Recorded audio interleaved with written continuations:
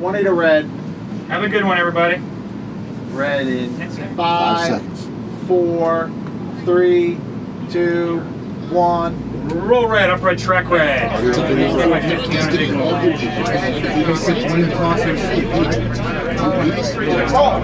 15 out of red. 1 10.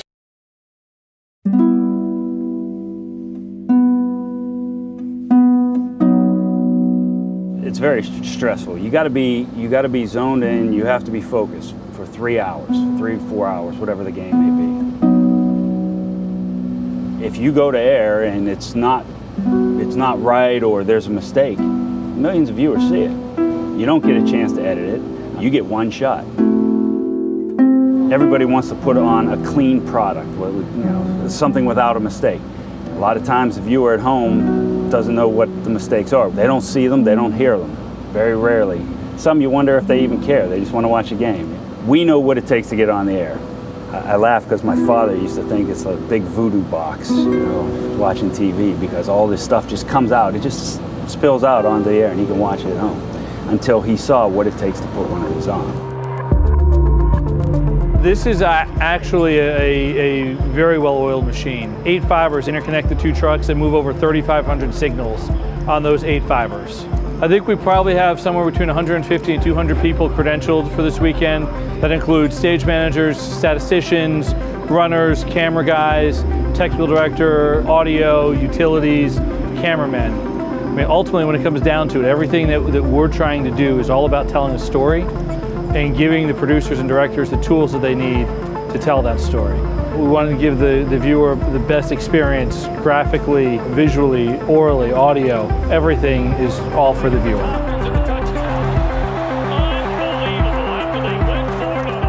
If we see things happening other places, we cover it, show it, discuss it. It's instincts, it's reactions, and it happens really quick. I'm the director of the show, so basically in charge of the visuals that you see for the most part. And basically I'm in charge of all the cameras during the course of the game. For a given game, I'll have 15 cameras on a given Sunday. Maybe we'll have, whatever it is, 13 tape machines. The Fox TV trucks, they're 3 53-foot trucks, and they contain the entire show. And then we have another 53-foot truck that's just cable cam. We've done all 32 stadiums now in the 11 years we've been doing this, so it's gotten easier over the years. You can walk in and you know right where to go and right what to do, and we're pretty quick at it. The computer is controlled through the joysticks, just basic inputs. I have up and down, and then left and right, and forward and back. That signal goes through the computer. The computer takes it to our winch station where our motors are. We have 3 motors, X, Y, and Z. And if you remember your basic algebra from high school, we have what's called a Cartesian grid, and it flies in an XY pattern this way and a Z up and down pattern that way. And so I can control in any stadium. I know which way I'm going, left and right. This is a basic joystick camera. There's a lot of them, a lot of remote controlled operated cameras. They're really all basically the same. You got your pan, your tilt. This is your zoom, focus. The only thing that makes this one different, and it's a big difference, is that this camera has a roll on it where I can control the horizon. We can finish each other's sentences. It's like, hey, do that thing where you, yeah, okay. Shorthand language. I mean, when we get down toward the end zone, if they're gonna run into the end zone, he'll tell me to come up, give me some Z, and I'll come up a little bit to show him the play develop.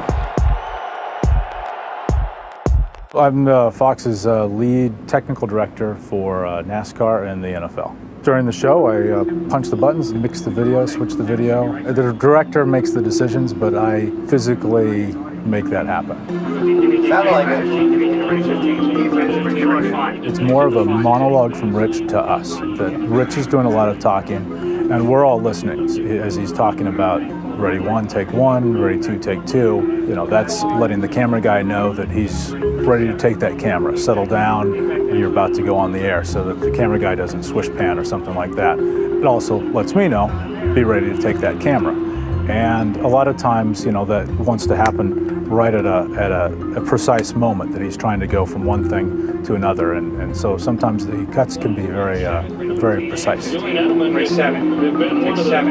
I'm in charge of the live cameras, and so when Richie calls the replays that we're shooting the things that we need to be shooting, whether it's a quarterback reaction, whether it's a wide receiver isolation, you know, whether it's a defensive player, whether it's a coach, you know, whether it's a sideline reaction. One of the things we try to really push is all the subtleties, and I think we do a good job, but we're constantly pushing just the reaction shots on both sides of the ball.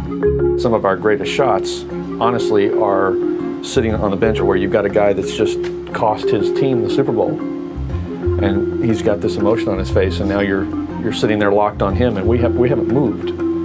But there's no other camera in here that can get that because of the specific angle, or there's a coach in front of him or whatever. So some of the greatest stuff we've done is right there. I'm actually an office guy. I'm director of engineering and technology for Fox Sports Remote Operations. So I oversee technical planning for large events, Super Bowl, World Cup, US Open Golf, but also specifically oversee technology initiatives such as 4K. The thing that always comes up is clarity of replay. We want to be able to see what's happening, see what's going on, and give the viewer at home the best possible image. 4K is essentially 10 times the amount of pixels of video information as regular 720p is. So we can zoom into an area and get a lot more detail, which is why we're using 4K. Another big initiative of Fox Sports is high frame rate cameras, or more frames per second, more images per second, which enable a clearer replay. We can do things like zoom in, look at a guy's foot, and with a bunch of frames per second, you can see, okay, you know what, he was right there. Whereas before, that image might have been blurred, looking across a couple frames. Technology is so good. The pictures are so good. The ability to play back replays is so fast. We have 11 EVS machines. Most handle 4 inputs, 2 outputs. As soon as the play is over, barely before the guy stands up to go back to the huddle, he'll know which replay machine to go to. We sell directly to the producer. The producer may ask who has it, or a lot of times he knows who should have it, wants to see it from those angles. So selling is just getting to the producer, letting him know, I got the best look at this. This is the one you should go to air with. We're fortunate that our producer trusts us for the most part. If he hears our voice and he hears how intent we are, X, it's great on X, Y has the look, whatever, he'll go to it right away without even question. So. I prefer the subtle, real things as opposed to the guy grandstanding for the camera. So the guys that have been with me for years know, don't sell me a reaction where a guy's self-servingly acting like an asshole. You know, show me the shots when they come to the bench and they don't realize cameras are on them, and there's a little wink, a little smile, a little tap on the helmet from a coach. Those are the shots I like to see. You know, it's not just the quarterback celebrating after a touchdown, it's the defensive back with his head down. It's like, holy Christ, what just happened? Well, my name is Fred Aldis, and I am the audio consultant for Fox Sports and their senior mixer. I mix NFL for them, and I mix and designed all of the NASCAR coverage for them. During NFL, I want the viewer at home to be a part of the audience in the stands. And in a 5-1 show in the surrounds, I want them to feel like they're sitting in the crowd, so I put crowd 360 degrees around, my announcers in the center speaker, and then fill in the front, left, and rights with my effects mix, because that field of play never changes. So that's kind of being an observer of a game. On this console, I have 96 physical faders, and they are dual layer faders, so I have 192 inputs into this console that I can manage at any point in time. But while I'm sitting in here during a game, I listen to a director, a producer, an associate director, and I do my mix, and then if there's something else going on, I have to deal and troubleshoot that. So I'm listening to anywhere from 5 to 8 things at one time, trying to juggle that many balls. Anybody else have anything? How about Peyton? Is he pissed off? It's hard to really listen to my mix to where I'd like to, but I've learned over the years what to listen for and how to listen for that. I do a lot of that by feel. I hear the director call a camera cut and I just automatically go to it. So at this point in my career, it has pretty much become reactive as far as some of the camera cuts and what I'm listening to and how I react to those. Sometimes I open different mics to make more sense with the picture versus the cameras that are close up. If you're on the sidelines of a game, you hear things that people at home watching on TV never get to hear or experience. So we are walking a fine line between that audio and yet not giving away state secrets. Because believe it, coaches watch TV tapes now to pick anything they can up off what they hear from the line of scrimmage. What our industry has done over the years is provided up-close video and personal video. They want to hear the audio the same, and sometimes we can provide that, sometimes we can't.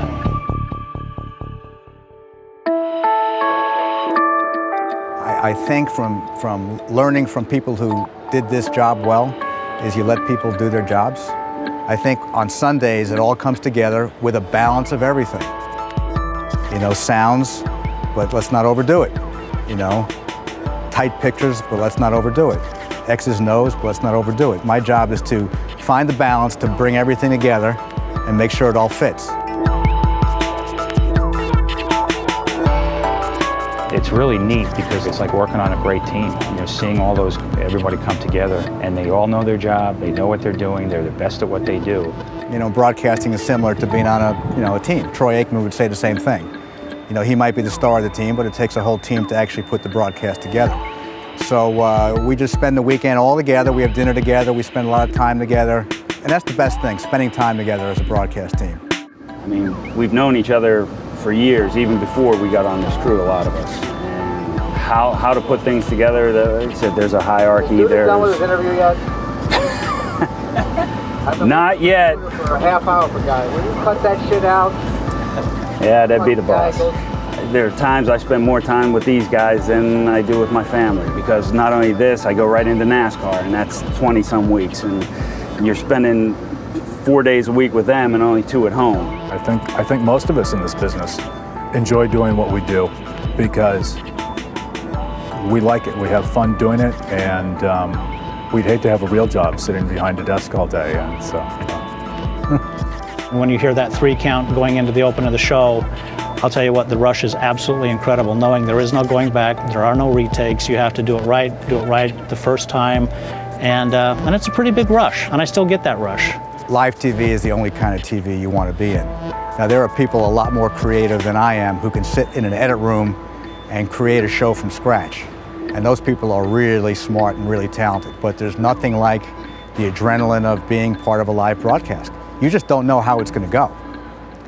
You can talk to broadcasters, former athletes. You know, there's nothing like playing, but the closest thing you can get to playing or coaching is being in TV and covering an NFL game. Great pictures. Richie Science, our producer, and our director, Rich Russo, and our technical director, Colby Bourgeois. Audio mixer, Freddie Aldis, pride of Phoenix, Arizona.